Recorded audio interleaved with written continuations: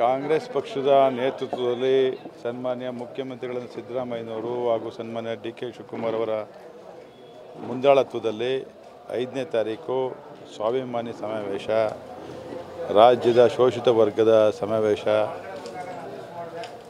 ನಡೀತಾ ಇದೆ. ಅದಕ್ಕೆ ನಮ್ಮ ಜಿಲ್ಲೆಯಿಂದ ಹೆಚ್ಚಿನ ಜನರನ್ನು ಸೇರಿಸ್ತಕ್ಕಂಥದ್ದು, ಹೆಚ್ಚಿನ ಜನರನ್ನು ಕರ್ಕೊಂಡು ಹೋಗ್ತಕ್ಕಂಥದ್ದಕ್ಕೆ ನಾವೆಲ್ಲ ತಯಾರಿ ನಡೆಸಿದ್ದೇವೆ. ಆ ದಿಕ್ಕಿನಲ್ಲಿ ಎಲ್ಲ ಕಡೆಯಿಂದನೂ ಸಭೆಗಳನ್ನ ಮಾಡ್ತಾ ಇದ್ದೇವೆ. ನಮ್ಮ ಜಿಲ್ಲಾ ಉಸ್ತುವಾರಿ ಸಚಿವರು ಇಲ್ಲಿ ಬಂದು ಒಂದು ಸಭೆಗಳು ಮಾಡಿ ಎಲ್ಲವನ್ನು ಮಾಡಿ ಹೋಗಿದ್ದಾರೆ.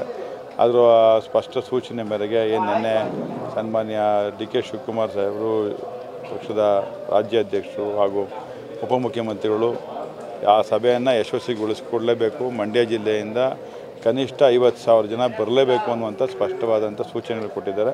ಅದಕ್ಕೆ ಎಲ್ಲ ಥರದಿಂದ ಮೊದಲೇ ಮಾಡಿದ್ದೀವಿ, ಅವ್ರಿಗೆ ಮಾತು ಕೊಟ್ಟಿದ್ದೀವಿ. 50,000 ಮಿನಿಮಮ್ 50,000 ಜನ ಕರ್ಕೊಂಡ್ಬಂದೇ ಬರ್ತೇವೆ ಅನ್ನುವಂಥ ಮಾತನ್ನು ಹೇಳಿ, ಅದಕ್ಕೋಸ್ಕರ ಈ ಸಭೆ ಅಷ್ಟೇ.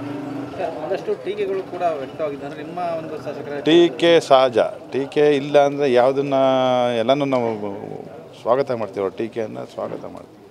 ಪಕ್ಷದ ವತಿಯಿಂದಲೇ ಸಮಾವೇಶ ಪಕ್ಷದ ವತಿಯಿಂದ ಸನ್ಮಾನ್ಯ ಮಲ್ಲಿಕಾರ್ಜುನ್ ಖರ್ಗೆ ಅವರ ನೇತೃತ್ವದಲ್ಲಿ ನಡೆದಂಥ ದೆಹಲಿಯಲ್ಲಿ ನಡೆತಕ್ಕಂಥ ಸಭೆಯಲ್ಲಿ ರಾಹುಲ್ ಗಾಂಧಿ ಅವರು, ಪ್ರಿಯಾಂಕಾ ಗಾಂಧಿ ಅವರು ಅವರೆಲ್ಲರೂ ಕೂತು ಚರ್ಚೆ ಮಾಡಿ ಈ ಸಭೆಯನ್ನು ಮಾಡಲೇಬೇಕು, ನಾವು ಭಾಗವಹಿಸ್ತೀವಿ ಅಂತ ಹೇಳಿದ್ದಾರೆ.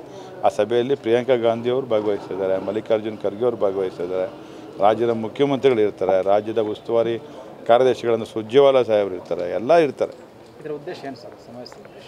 ನಮ್ಮ ಪಕ್ಷದ ಅಸ್ತಿತ್ವ ಏನು ದಿನನಿತ್ಯ ನಮ್ಮ ಪಕ್ಷದ ಮೇಲೆ, ನಮ್ಮ ಪಕ್ಷದ ಮುಖ್ಯಮಂತ್ರಿಗಳ ಮೇಲೆ ನಡೀತಕ್ಕಂಥ ಒಂದು ಸುಳ್ಳು ಆಪಾದನೆಗಳ ವಿರುದ್ಧ ನಮ್ಮ ಧ್ವನಿ ಏನಿದೆ ಆ ಧ್ವನಿಯನ್ನು ಧ್ವನಿಯಾಗಿ ಅವತ್ತು ತೋರಿಸ್ತಾ ಇದೆ.